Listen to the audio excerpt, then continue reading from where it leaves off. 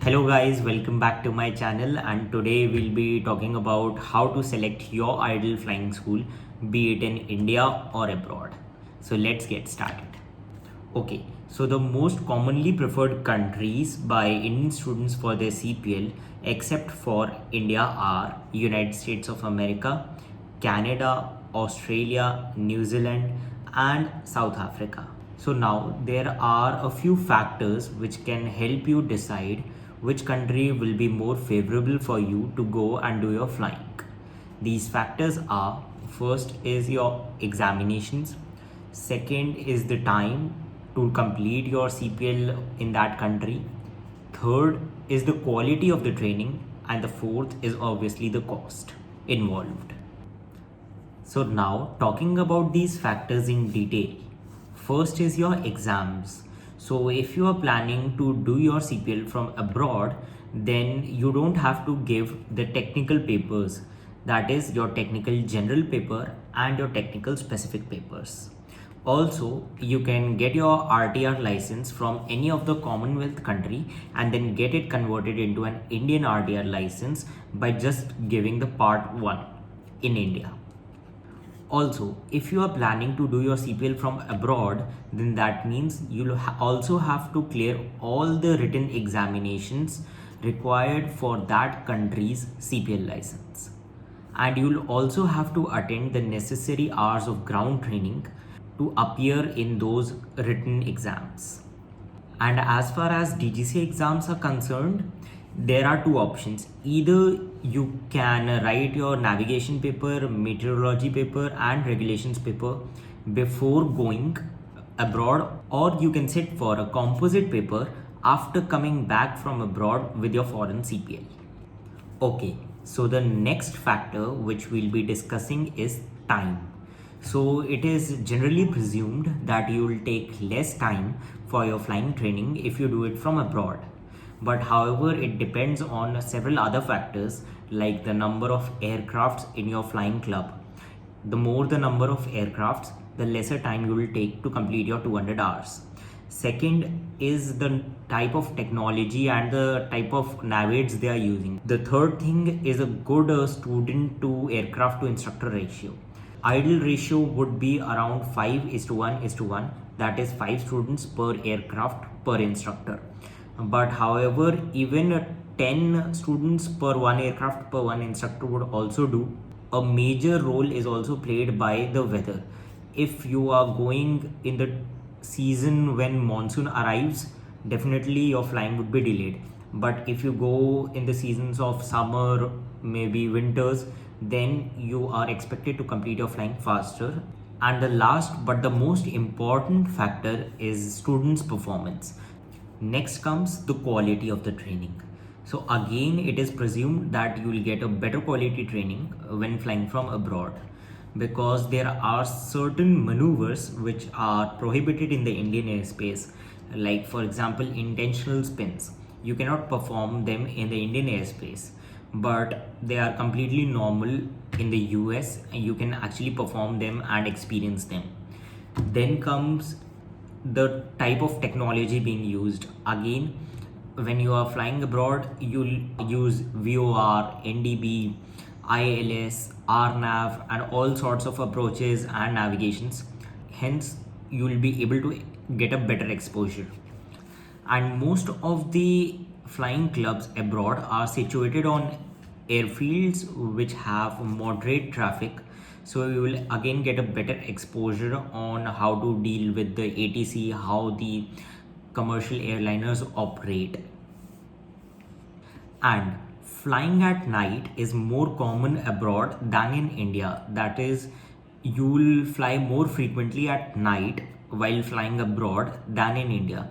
In India, you'll only fly at night to complete your night requirements, but whereas abroad they have that technology so that they can enable you to fly at night to complete your rest of the requirements also.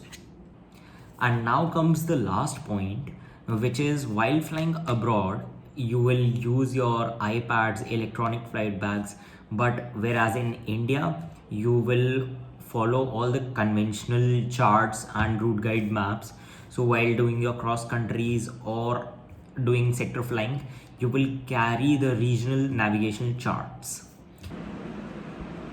So now the last and the most important factor, which is cost.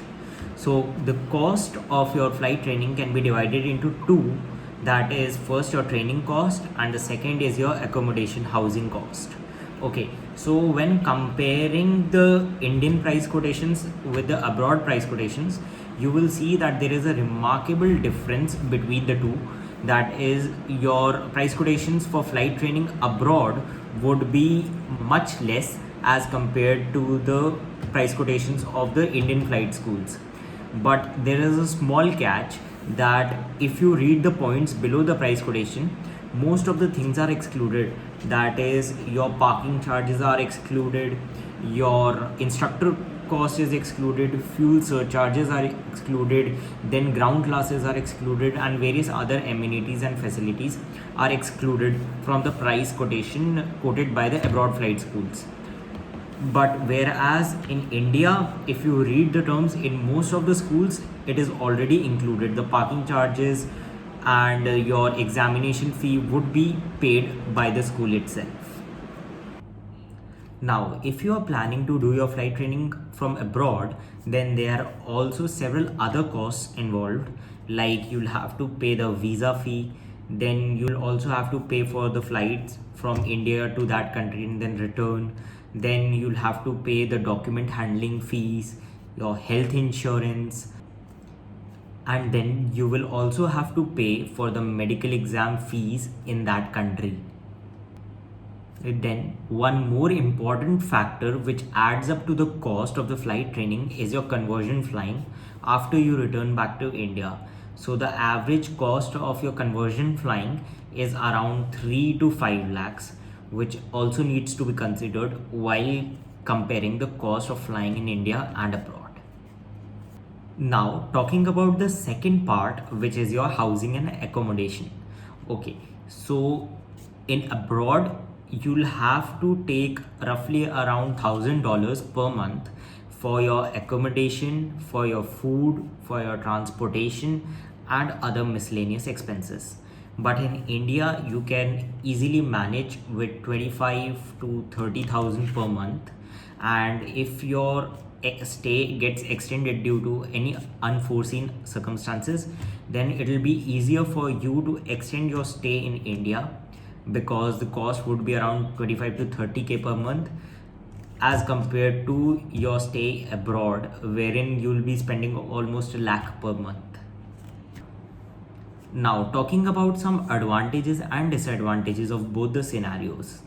So if you are doing your flying in India, then during the weather period, you can return back to your home and cut down the living expenses of those months. Whereas in abroad, you have that disadvantage that you cannot return back to home for a month or so.